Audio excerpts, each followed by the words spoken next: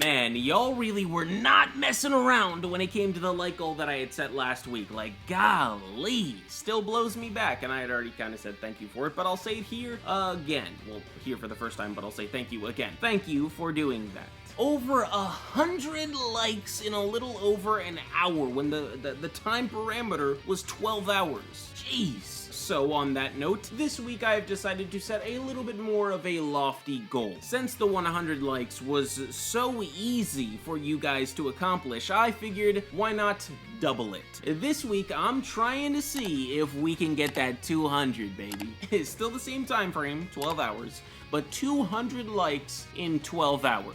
The clock starts now. It really already started, so make sure you like the video. Now let's move on to the chapter. So chapter 114 picks up exactly where the prior one left off. You have the giant robot coming in, interrupting the main crew and trying to smash them all, but Shiki catches his fist with one hand. And the opening shot of this chapter is just gorgeous, dude, and I can kinda see how it would be animated. I mean, you got the impact frames, bro, the camera angles, the music, the sound effects. I can't wait for the easy anime! Although this would be like season 3, if the first season of the Eden Zero anime covers as much material as I hope it does. And if you don't know how much material I hope it covers, it's about 28 chapters. I've said this like 3 times before, but that is the perfect ending spot for the first season of the anime.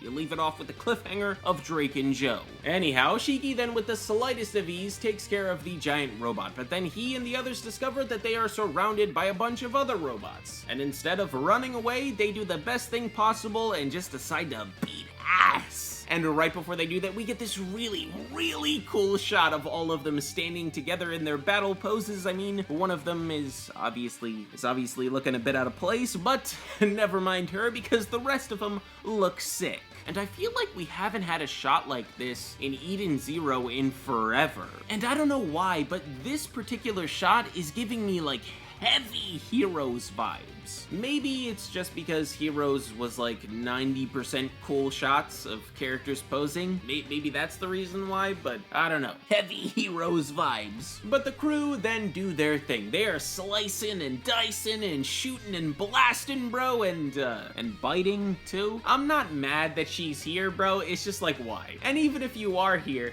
you really don't have to participate, bro. Like, they don't need you. It's all good. I mean, frankly, you're lucky that you didn't get blasted, bro. Caught up in the crossfire. Anyways, the chapter then cuts away from the action, and then we go to Sister trying to help out Kleene with her condition. And here we get some interesting stuff. I mean, for starters, you got Kleene basically saying, hey, I don't want you to fix me because if you do, I'll have to leave.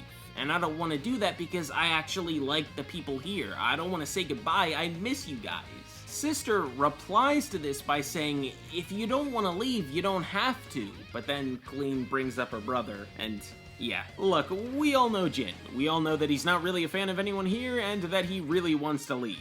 But can you really blame him, though? If his main goal is to protect his sister, staying with the Eden Zero crew is not the smartest idea. They're kind of on the front lines when it comes to interacting with the danger. Like, in all honesty, even though he comes off a bit dickish, he's just doing what in his opinion is the right thing to do for his sister, and I can agree with him. But back to the chapter though, where we then get a flashback between Sister and Jinn, and they're talking about what is wrong with Kleene. And what is wrong with her, Jinn explains, is that anytime she shows any emotion, it causes a mental breakdown. And Sister's like, look, this is really weird. I've never seen anything like this before.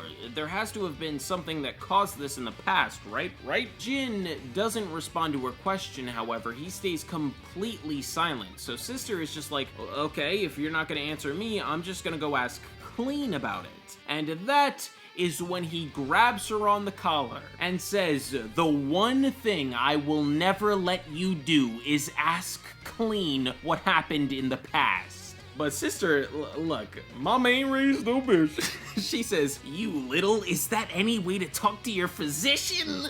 Okay, Sister Ivory don't take ish from nobody. You gotta respect it. Jinn then backs off and says if Kleene ever remembers what happened in her past, she's gonna have a mental breakdown the likes of which you've never seen. Interesting. I still want that mini arc that I mentioned a very long time ago, centered completely around Jinn and Kleene's backstory, bro. It needs to happen. Just a couple of chapters centered around those two, it would be awesome. I mean, depending on how awesome their backstory is. But I mean, there's so much mystery and build up behind it, it's gotta be awesome. I mean, awesome in probably like a horrific way, but still awesome. Also, side note, yo, Jinn, he been hitting arm day for like the past 8 weeks, dude. Like, golly. And speaking of arms, the Eden Zero ship is about to ready theirs because they are about to be under attack from a bunch of drones coming from Foresta.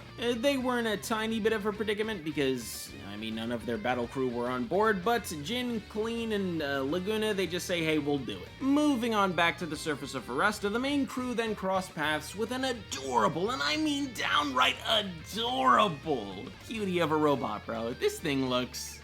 I mean, look at that. You cannot tell me that when you look at the face of this robot, your heart doesn't melt. If it doesn't, you have no heart. You have no soul. You need to get that looked at. Back to the chapter, though. So this little robot explains that while there are many, many robots attacking people and acting all weird, there are also a lot of robots who are just fine. And this gets the gears in my head turning just a little bit, bro, no pun intended, because it makes me wonder. Like I originally thought that the robots were, like, doing this out of free will and they were just becoming a little bit more like humans, but now I'm wondering if Ziggy is actually infected with some sort of virus and he's passing that virus on to other robots. And that's what's like flipping their mentality. So instead of cooperating with humans and working with them or working under them, they flip the script and it's just like, okay, now you work for us and you're gonna be slaves or pets or whatever. Both stances are very legitimate, but after reading what the little robot said, bro, it's kind of making me lean towards the virus stance. I don't know, it's just very intriguing. Anyhow, the little robot then explains that Emperor Nero's forces are here and they're here to wipe out all the machines on the planet, and that's not fair because, like he had mentioned before, a lot of the robots are still good, but